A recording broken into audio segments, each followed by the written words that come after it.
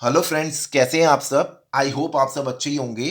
Friends, इस video का title है important points for accurate transcription. जैसा कि आपको थंबनेल से पता ही चल गया होगा, तो इस वीडियो में हम पढ़ेंगे ट्रांसक्रिप्शन ट्रांसक्राइब करते समय कुछ इंपॉर्टेंट पॉइंट्स जो हमारे दिमाग में या हमें पता होने चाहिए अच्छी तरीके से, उसके बारे में पढ़ेंगे। इस पे ऑलरेडी मैं 3 वीडियो बना चुका हूँ, ये चौथी वीडियो है।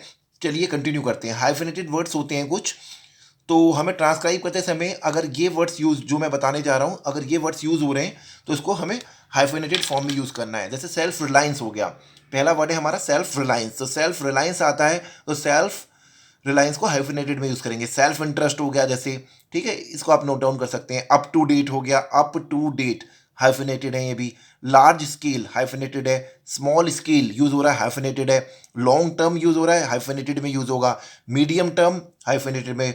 वर्क टू रूल हाइफिनेटेड में यूज होगा। Nowadays, so called, heart burning, heart rending, far reaching, far sighted, heart breaking, income tax, twofold, president elect, ये भी हाइफिनेटेड में होगा। Red tape, twofold, result oriented, ex prime minister, three force, all party, anti national, multipurpose, vice chairman, high level team, centre state relation, well known, high powered committee, well known, facts, result oriented, all round, high handed, relook, large scale, 90, gritty, free for all, non official, pro BJP, self evident, wrist watch, rewrite, non violence, multilingual, category wise, waterborne, self satisfied,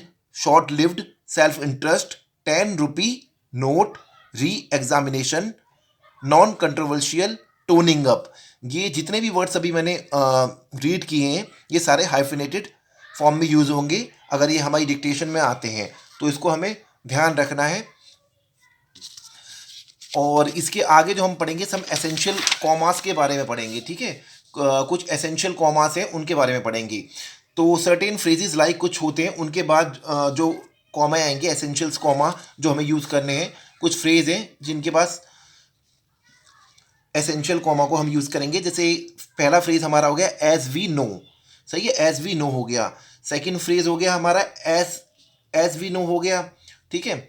second हो गया as we aware, उसके बाद comma use करेंगे। At the outset, अगर ये phrase use हो रहा है उसके बाद आउटसाइड के बाद क्या करेंगे हम, comma. First of all, in this connection के बाद comma, on the one hand के बाद कॉमा, इन ड्यू कोर्स के बाद comma, at the present moment के बाद कॉमा।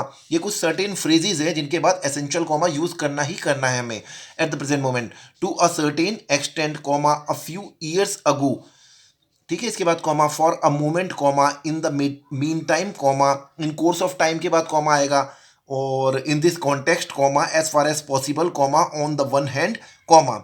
इसके साथ साथ हमें इनकी आउटलाइन भी आनी चाहिए कि कैसे हम इसको लिखेंगे। अगर ये शॉर्ट में यूज़ हो रहे हैं डिक्टेशन के समय, तो इसको एसेंशियल कॉमा को हमें यूज़ करना है, और एसेंशियल कॉमा ही जरूरी होते हैं जब हम ट्रांसक्राइब करते हैं। अदरवाइज और जो अदर्स कॉमास हैं उसको हम छोड़ सकते हैं। अब जैसे नेक्स्ट जो है ऑन द कॉन्ट्रारी, ये एसेंशियल कॉमा है। ऑन द कॉन्ट्रारी क्या हो गया, इसके बाद हम एसेंशियल कॉमा का यूज करेंगे। To that extent comma, in the beginning phrase comma, in the first instance comma, on the other hand comma, at the same time comma, to a large extent comma, as a matter of fact comma, in the second place comma, at the moment comma, at the present time essential comma use. मतलब इन सब में essential comma use करना है। For the time being comma, in the first place. ये सारे हमारे क्या है, फ्रेजेस हैं, इनको हमें इनकी हमें शॉर्ट एंड आउटलाइन भी आनी चाहिए। In the first place, so far as I know comma, by and large comma, सही है, एसेंशियल कॉमा हो गया। अब ये तो हो गए सर्टेन फ्रेजेस में अगर आते हैं तो उसके बाद एसेंशियल कॉमा का यूज़ करेंगे। नाउ अब कुछ एसेंशियल कॉमास जो हम पढ़ेंगे, अगर वो बिगिनिंग में, इफ़ इन द बिगिनिंग, अगर सर्टेनली स्टार्टिंग में आ रहा है तो हम सर्टेनली के बाद कॉमा लगाएंगे, ठीक है।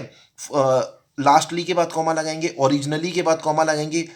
Essential comma if in the beginning, obviously से स्टार्ट हो रहा है तो कॉमा आएगा, सर से स्टार्ट हो रहा है कॉमा आएगा, मैडम के बाद कॉमा आएगा, परहैप्स के बाद कॉमा आएगा, अनफॉर्चुनेटली के बाद कॉमा आएगा, येट के बाद कॉमा आएगा, देन के बाद कॉमा आएगा, ऑल्सो के बाद कॉमा आएगा। और ये कब आएंगे, जब ये ये जो कुछ जो भी वर्ड्स मैं अभी रीड कर रहा हूँ, अगर ये बिगिनिंग में आते हैं, इनसे कोई सेंटेंस स्टार्ट होता है, फर्स्ट के बाद कॉमा, वेल के बाद कॉमा, टुडे के बाद कॉमा, हाउ एवर के बाद कॉमा, फॉर इंस्टांस के बाद कॉमा, नाउ के बाद कॉमा, अनडाउटेडली के बाद कॉमा, श्योरली के बाद कॉमा, सिमिलरली के बाद कॉमा, श्योरली के बाद कॉमा। ठीक है, नेक्स्ट हमारा है secondly, moreover, naturally, therefore, for example, in fact, fortunately, ultimately, so और बट।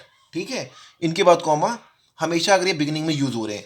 फिर उसके बाद कुछ वर्ड्स हैं जो कि मिडिल में यूज होते हैं, when in the middle of the sentence, sentence के मिडिल में हो रहे हैं, सेंटेंस के बिगिनिंग में हो रहे हैं, तो ये वर्ड्स हैं, सेट ऑफ वर्ड्स जो कि मैंने ऊपर बताए हैं, सेंटेंस के बिगिनिंग में हो रहे हैं। ठीक है, और सेंटेंस के एंड में हो रहे हैं, वो सॉरी मिडिल में हो रहे हैं, तो उस केस में कौन कौन से वर्ड है, जैसे एटसेट्रा आ रहा है, मिडिल में आ रहा है, तो एटसेट्रा के बाद कॉमा, एस्पेशली। ठीक है, अगर मिडिल में हो रहे हैं तो एस्पेशली के बाद कॉमा आएगा। ठीक है, पर्टिकुलरली के बाद कॉमा आएगा, देयरफॉर के बाद कॉमा आएगा। ठीक है, when in the middle of the sentence, middle में हो रहे हैं, that is to see, that is to say के बाद कॉमा, इफ आई मे से सो के बाद कॉमा, 2 दिसंबर कॉमा 1957, सर के बाद कॉमा, अगर मिडिल में सर यूज हो रहा है तो बिफोर और आफ्टर कॉमा ही होगा, in my opinion, especially, namely, for instance, however, of course. तो इस केस में क्या होगा कि इनके अगर मिडिल में हो रहे हैं तो ये कुछ वर्ड्स हैं, इन वर्ड्स का हमें ध्यान रखना होगा। तो आज के लिए इस वीडियो में फ्रेंड्स इतना ही।